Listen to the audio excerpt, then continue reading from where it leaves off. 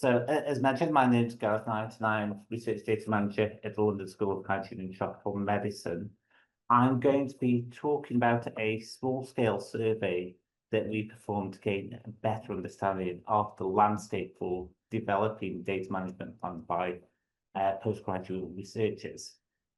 This work was performed by myself, Robert Darby, at the University of Reading, and Stephen Grace at London South Bank University. So I just want to credit both of them for the great work that they did on this project.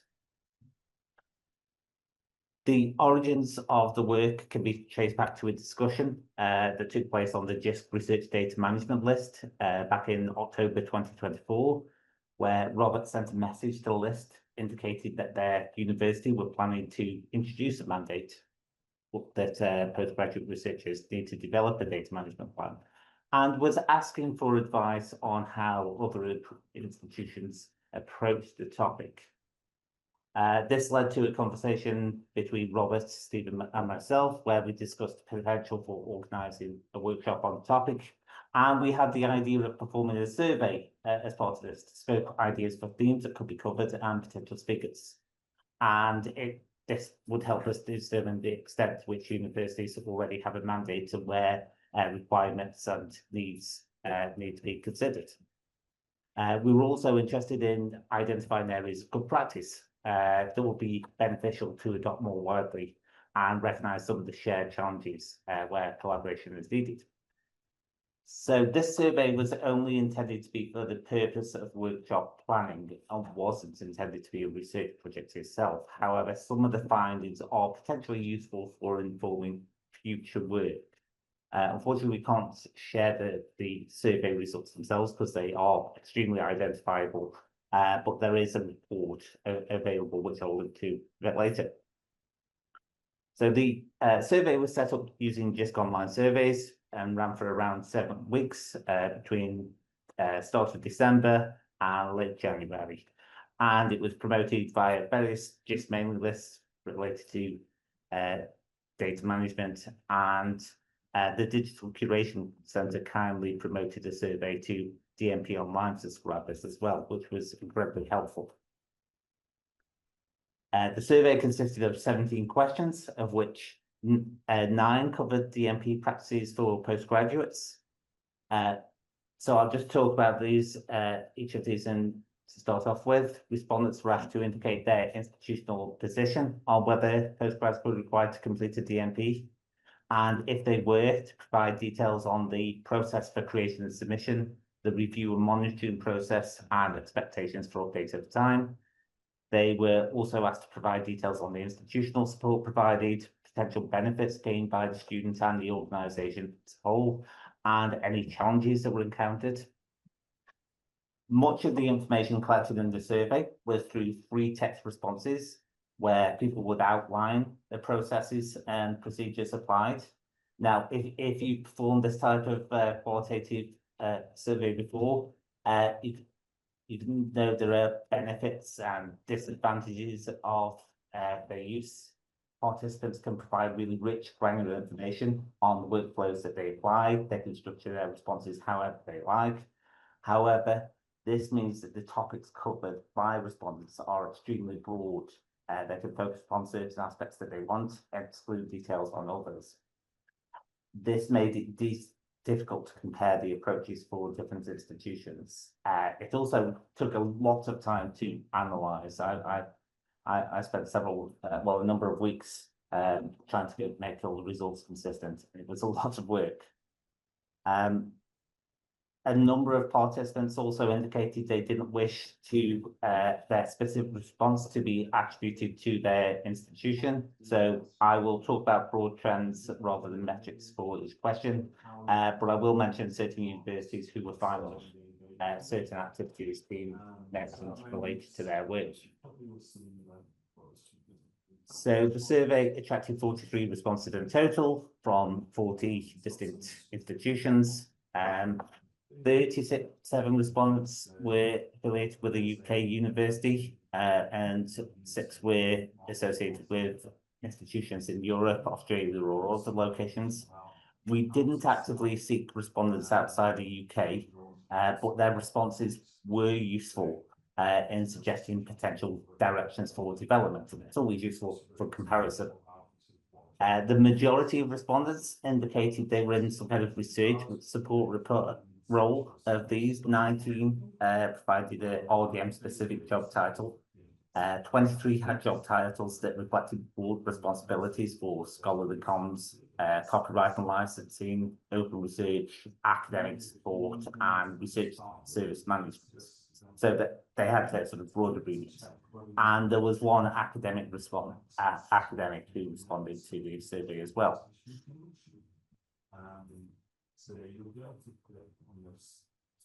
So I'll look at the responses now. First, participants were asked if their institution required postgraduate researchers to submit a DMP at a specific stage in their programme to register or progress.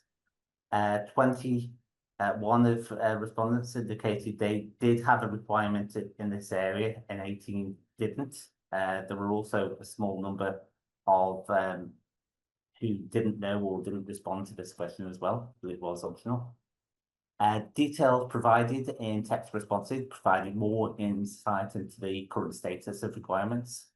So respondents at the universities of Dundee, Manchester and Sussex, as well as Oxford Brookes, indicate they had quite a well-established mandate that postgraduate researchers must create a DMP, while the University of Nottingham described it more as a recommendation that this one is produced, but still did a lot of work in the area.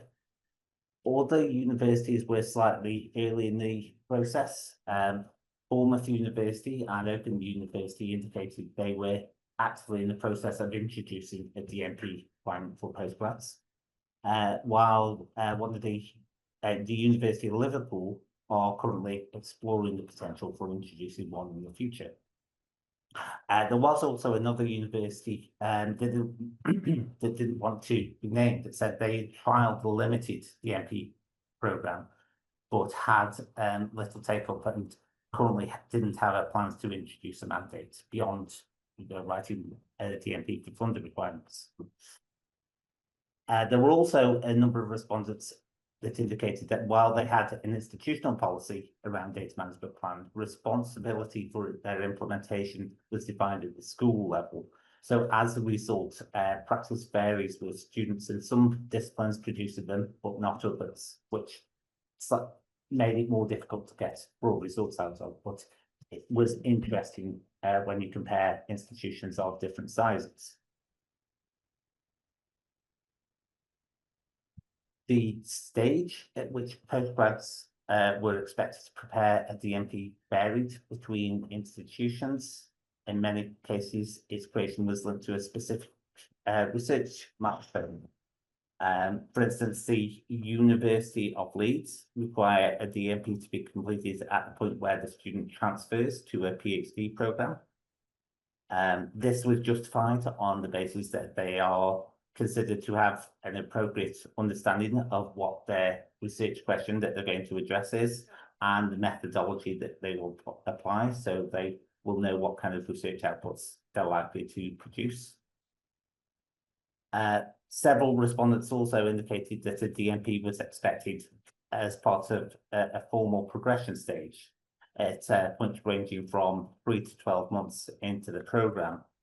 And I will expand upon this in a few more slides. Other responses were slightly less specific, simply indicating that a DMP must be written prior to commencement of research or prior to the start of data collection. There were other issues related to the creation of data management plans in where this was mentioned. In some institutions, DMP requirements are also linked to other processes, which was interesting to find. The University of Dundee and Curtin University in the US have quite an interesting approach where they require students to provide a DMP when applying for institutional storage, or which is an interesting approach. Other respondents indicated that their ethics application also contained data management plan questions. Embedding a DMP, data management questions into an existing process seems like a really useful way of ensuring students consider these issues, even when there isn't a mandate within their university. And it means that they can, the response they provide can be appropriately assessed and they can be guided to the correct solution.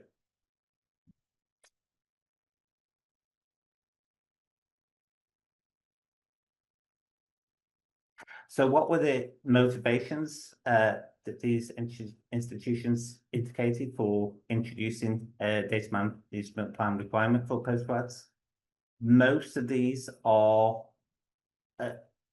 fairly obvious, and you probably encounter similar reasons in your own institution. There was a recognised need to improve the quality and rigour of research and avoid bad practice, ensure compliance with relevant ethical and legal expectations that apply to research. There was also a desire to gain a better understanding of some of the assets that are being created and acquired within their institution, so they can be stored in an appropriate location, which you can imagine with a lot of human data, there's GDPR and other requirements that need to be put in place to make sure it's stored securely. And this reason was particularly cited by universities where it was used as a component of the storage application process. Some respondents also mentioned broad aim to increase the number of data sets that were produced and could be published in digital repositories, and really wanted to encourage greater take-up and use of support services that they offered to ensure good practice was applied. So getting people to think about the issues and then pointing them in the direction to someone who could help.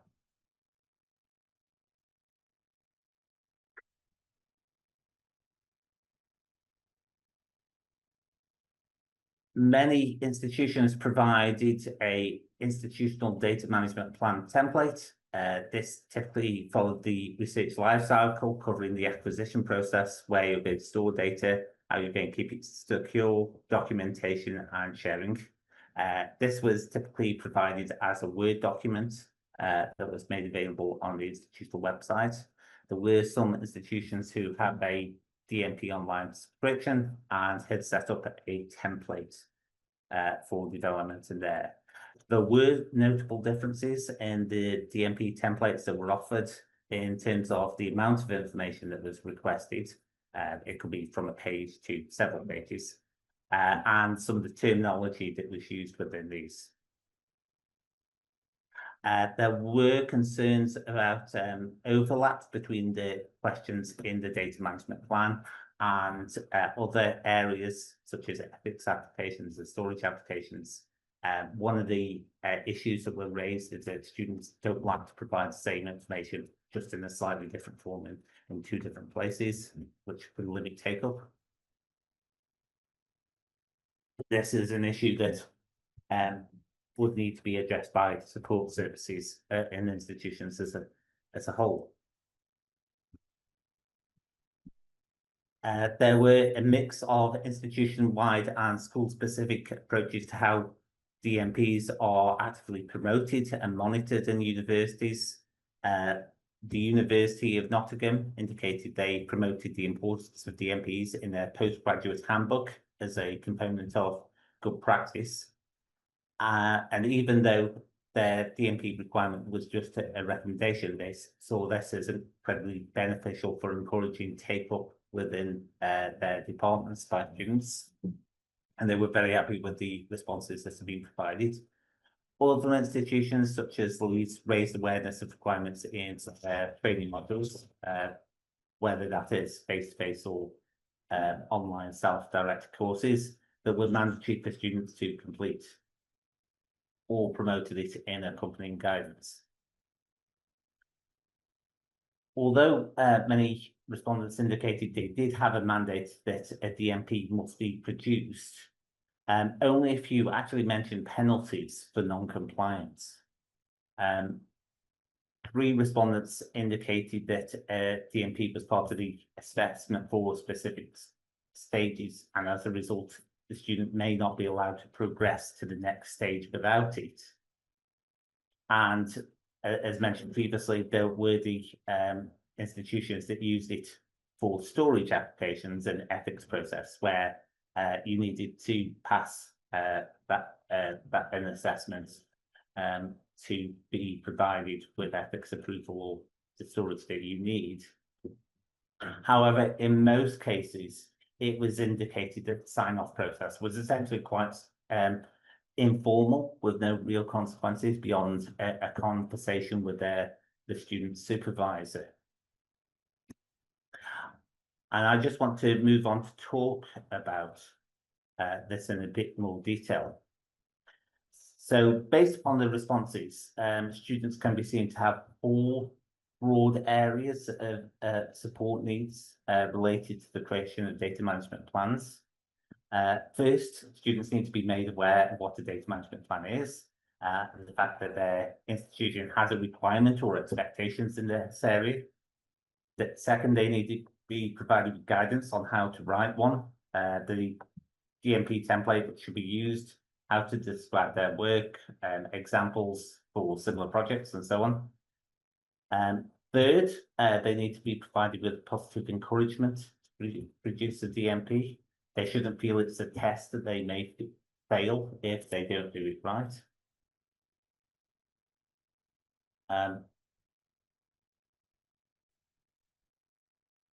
And finally, they should be provided with constructive feedback that helps them to apply good practice and avoid the potential hazards. Apologies, I've just seen that there's several questions being put into the chat.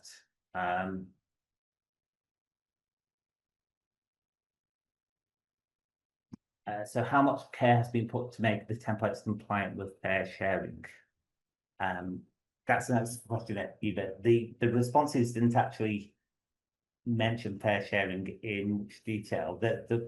There was reference to it when talking about data sharing and encouraging use of digital repositories rather than personal websites, but they didn't define the fair principles in much detail in the templates themselves. I think this was due to wanting to avoid giving people too many acronyms that they had to understand before they think about sharing. But there was their material on their university websites. It feels a bit of a waste of opportunity if this is going to be implemented to not make some sort of fair compliance compulsory as well. At least some, yeah, sorry.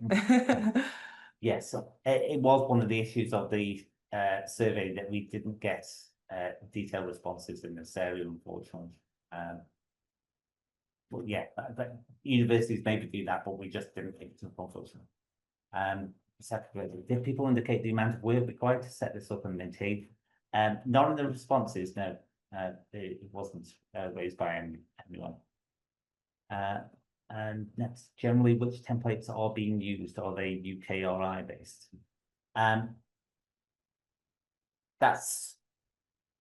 think a lot of the templates reflect the DMP Online question list that was published by Digital Curation Centre. So it's in line with what UK RI provide for the entire life cycle.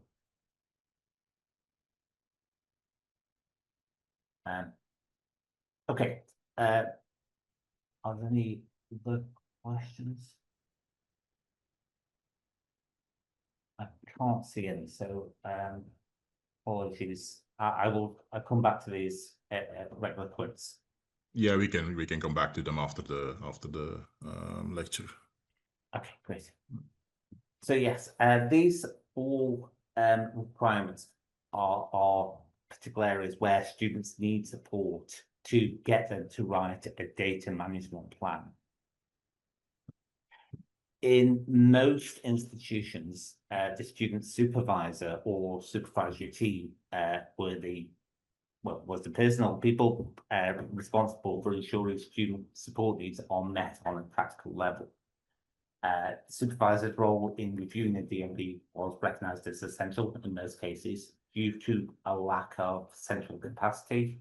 Obviously, it's very difficult for, say, a library support team or IT support team or data management team to review potentially several hundred DMPs at a time. However, it was the use of supervisors was also considered as a specific barrier to take up. If the supervisor was hostile to DMP expectations, they were unaware of the requirements in place, or didn't provide suitable encouragement for the student to write one, then the students then take up would be low, and with the lack of monitoring, it wouldn't really be recognised as a need. And in these instances, support services have little or no influence to be able to enforce requirements. There were a small number of respondents that indicated there were some form of centralised monitoring for DMP completion beyond the supervisor.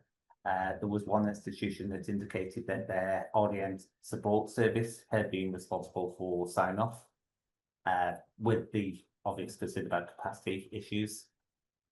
One respondent also mentioned that oversight was provided through the inclusion of DMPs as a standing item in supervisor meetings and progress panels. So that meant that academics from a number of academics reviewed the data management plan and were able to provide more detailed feedback.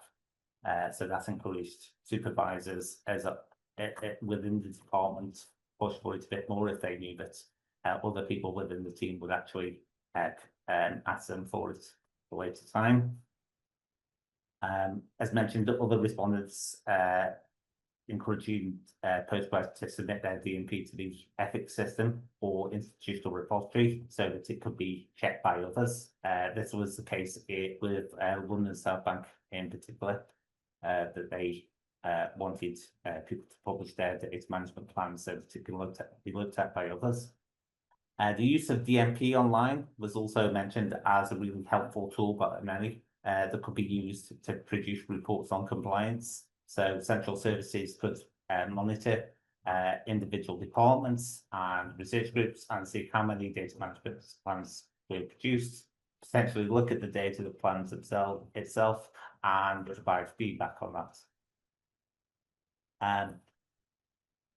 Excellent question. So for the oversight, have training been provided to supervisors? How has that been tackled? That was another area where there was some considerable variation. A lot of universities don't provide dedicated supervisor training.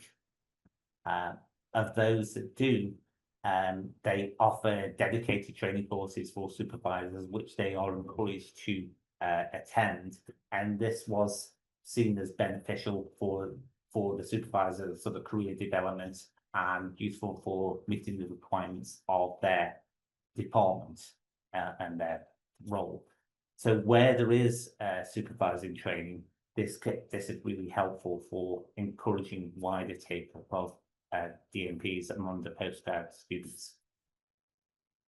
So excellent question. Sorry. Yes, thank you. It's what I expected, but thank you. Yes. There were, I mean, a lot of, a number of universities use DMP online as this central storage location for development and storage of DMPs. However, it was clear from the responses where they didn't have a DMP online subscription that there often wasn't a central place to store DMPs, and this was a significant barrier to monitoring practice across the departments and institutions. Several people indicated that they were really keen to explore options for storing data management plans somewhere in either an institutional service or an external host. So that could be a potential area for development.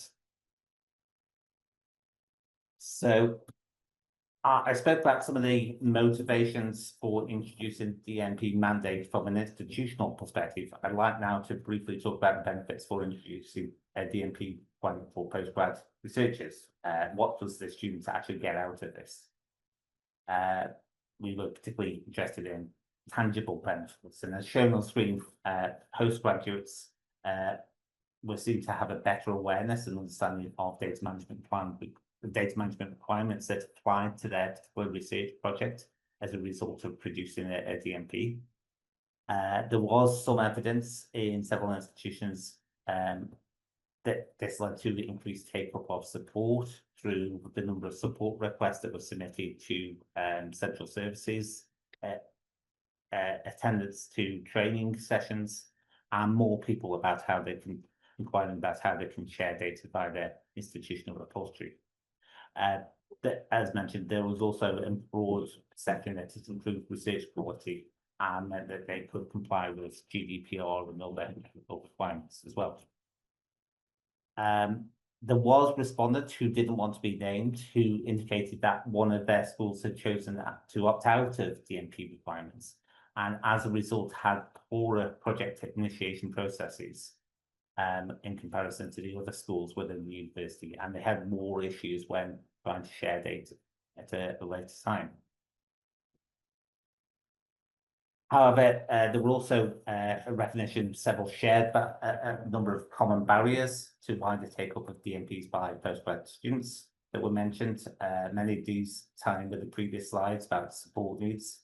So broad recognition of inconsistency in practice across different institutions, schools and disciplines, which creates support issues for central services. In some cases, a school may choose to opt out of institutional requirements or fail to provide the necessary resources to support its use.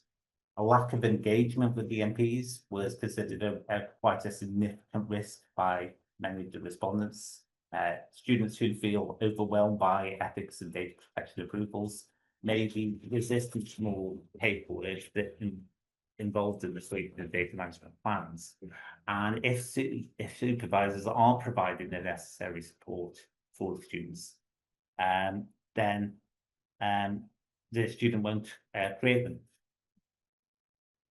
Many institutions, as I say, are also concerned about process alignment, duplication of effort, providing similar information across different processes, and difficulty in auditing practice as a whole. And the lack of dedicated staff to provide necessary support is a problem.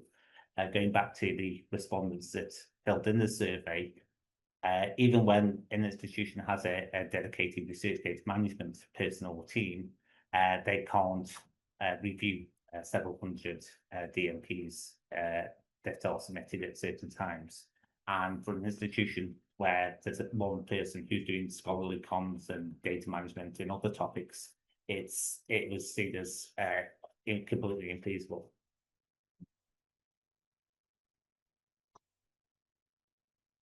So what can we conclude from this survey work? Well, it's clear that there's considerable variation in how data management plan expectations are applied to postgraduate researchers in different institutions.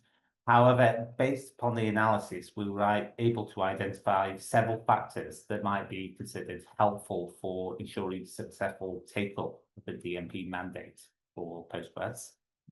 First, there should be a published policy that ties the creation of the DMP to a specific PGR progression stage. This should attempt to minimize duplication of the same information across different processes. Ownership of the policy and responsibility for its implementation should be clearly defined so people are aware of their responsibilities in this area.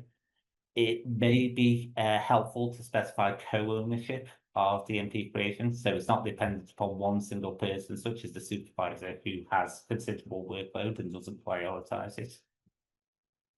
Supervisors should be provided with a clear understanding of their responsibility for DMP supervision as part of their role, and they should be provided with resources to help them fulfill these obligations. So having dedicated training for supervisors that can be tailored to their needs and promoted to them at the appropriate stage during the academic year is really, really important, as Eva mentioned. going to one of the questions that were mentioned in the chat, workflows need to be defined to ensure DMPs are updated and reviewed on a regular basis after their initial creation. So it's not just put in, withdrawn, and forgotten. And there should be processes for overseeing and monitoring compliance at the school or institutional level to make sure that everyone's doing their job. And finally, it's important that support services provide the necessary resources, whether that's training, documentation, advice, and so on, to student supervisors and others to help them fulfill their obligations.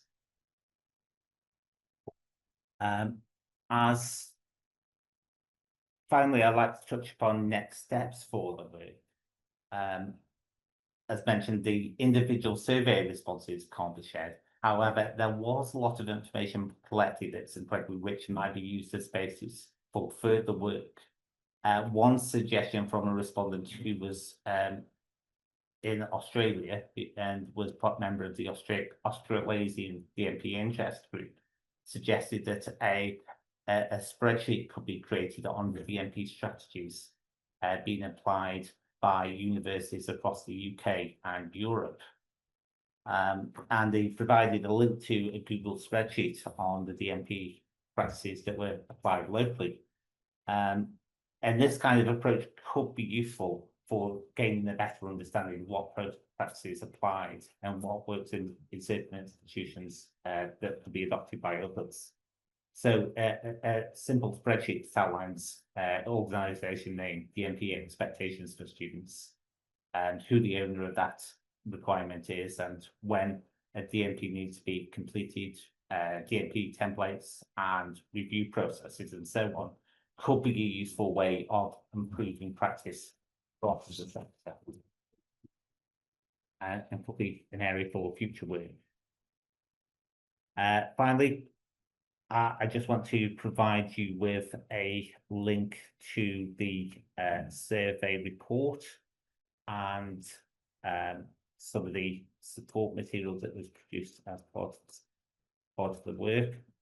So I'll paste that into the chat, which hopefully everyone can see. Yes, thank you very much for paying attention. I'll move on to questions now if anyone has any. Yeah, thank you very much, Gareth. That was really excellent.